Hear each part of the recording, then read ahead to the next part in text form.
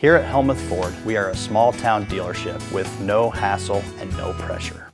Hi, this is Stacy from Shuttler Insurance Services. Come see me on the east side of the square in Sigourney for all your insurance needs.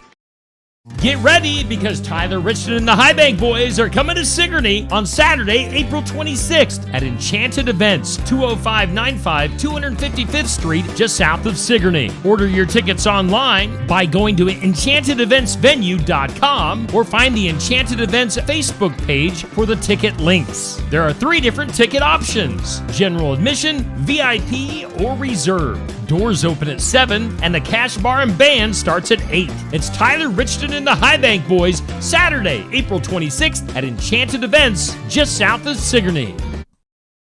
If your landscape is flat, add your own hills. Hi, I'm Jody Henke. Building mounds and berms is an easy and attractive way to add interest and a new planting area as you're living the country life.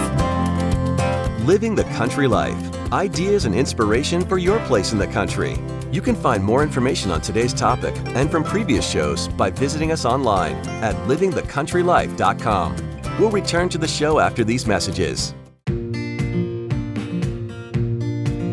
Interact with Successful Farming on social media. Like us on Facebook at Successful Farming USA and follow us on X at Successful Farm for tips, ideas, timely news, and information from our editors.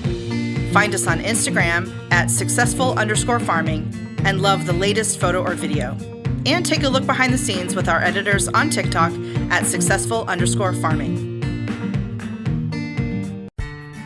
Check out our full lineup of Successful Farming podcasts. The Successful Farming podcast goes in-depth into the topics that affect farmers and ranchers. The 15 Minutes with a Farmer podcast offers a quick conversation between an editor and a farmer. The SF Shorts podcast offers bite-sized interviews about agricultural topics. And the SF Daily podcast covers commodity markets, weather, and the big things happening in agriculture each morning. Search for Successful Farming wherever you download your podcasts. A perfectly flat landscape is easy to mow, but it isn't very interesting. Build gently sloping mounds and berms to show off flowers, create a physical barrier, or even change a drainage pattern. Anne-Marie van der Zanden is a horticulture professor at Iowa State University. She says when you're planning the dimensions, use simple math so the berm doesn't look like a volcano. The berm should be about 4 to 5 times as long as it is tall. In order to make them look like an actual element in the landscape rather than just kind of a high spot in the landscape, they should be probably about 18 inches up to about 24 inches tall. Once you get more than about 2 feet, then you can start to run into some erosion issues. Lay out the design you want with a garden hose. Crescents and curves are a lot more interesting than straight lines.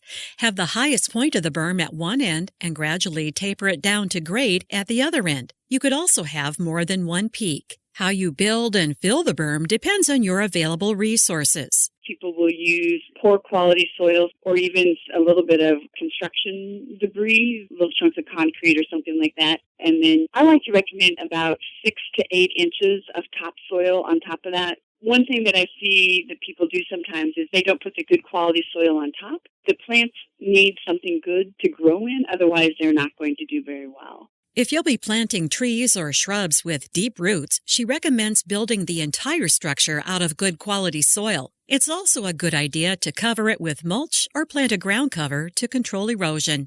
Learn more about building mounds and berms at livingthecountrylife.com. I'll see you in the country. Living the country life. Ideas and inspiration for your place in the country. You can find more information on today's topic, share your tips, and post photos by visiting us online at livingthecountrylife.com.